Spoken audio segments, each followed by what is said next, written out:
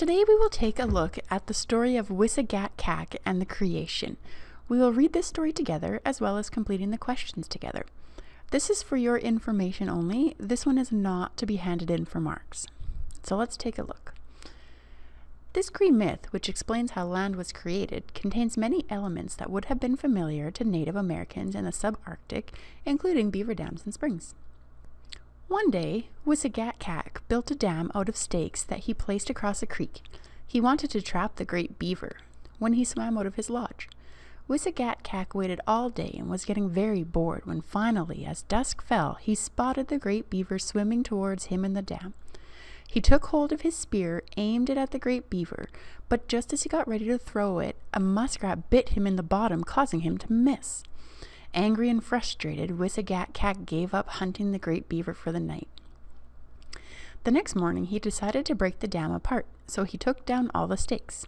Water began flowing out, but Wisagatcak could not believe his eyes.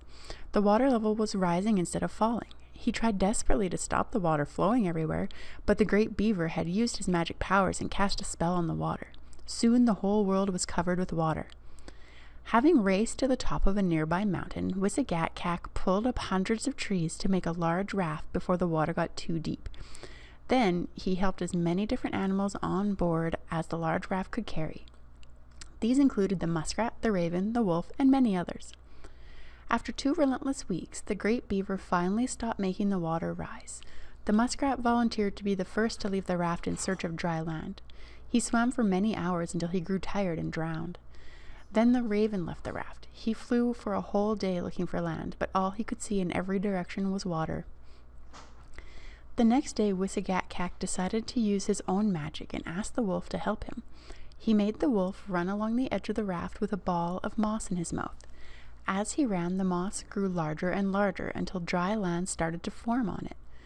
Then the wolf put the land down and the animals danced around it, singing powerful spells as they circled it. The land grew wider and wider in every direction, spreading across the large raft and eventually covering most of the world. Some water remained underneath the earth. However, today, when water springs up through holes in the ground, it is because of the cracks appearing in Wisagatcak's large raft. Now let's take a look at the questions that go along with this fable. Number 1. Describe the setting of the story. Keep in mind general, specific, time, and location. Well, the setting is North America. I can tell because of the animals that are mentioned. The time would have been long ago.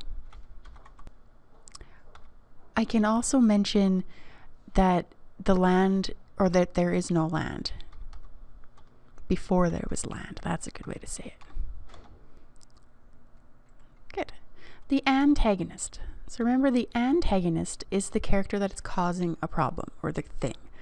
In this case, it's the great beaver.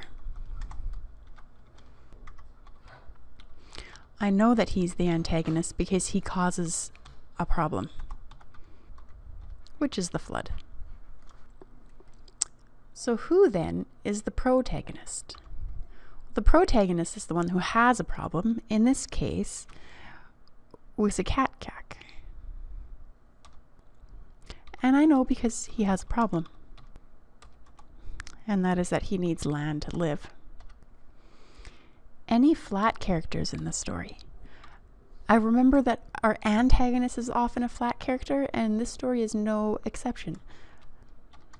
The great beaver is a flat character, and I know this because he really only has one side. I could say something like he's spiteful or mean-spirited or powerful. Any round characters?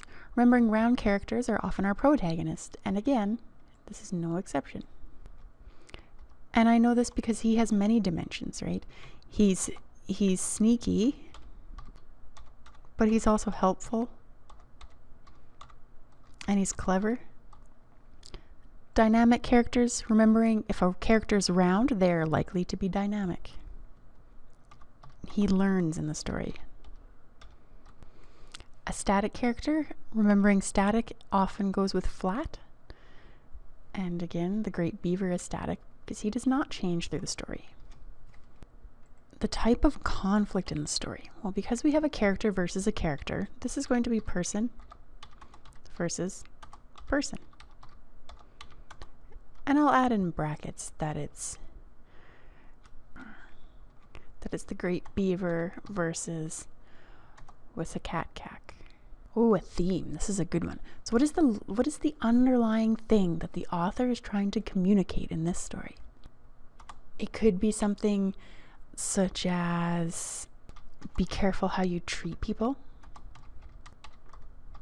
You never know how it will affect you. And remember too that theme, there can be a variety of themes possible. This is one possible theme, but there could be many others. One way to be sure that you have found a theme is think about, does this apply to the story? Can I get this out of the story? I think I can. And can I apply this to my real life or to the lives of those around me? The last question we have, we're going to talk about, but I'm not going to write everything down for this one. The parts of the story. So the exposition. In the exposition, what do we learn? We meet our characters, right, which is Beaver and Wisagatcak, and we meet a few secondary characters. We learn that it's long ago, and we learn about the situation with the dam and the flood. Rising action then. In this section, this is as the suspense builds. The flood begins, a raft is built, characters are collected onto the raft, and at one point then everyone is looking for land. The climax is when that problem is solved, when the moss turns into land. The falling action is how everyone then begins living their lives. And the denouement is the very ending where they mention that when water comes up from the ground, it is from a crack in the raft. So there's the plot diagram in a nutshell. Now it is your turn to go ahead and complete the activities for Weaver Spider's Web.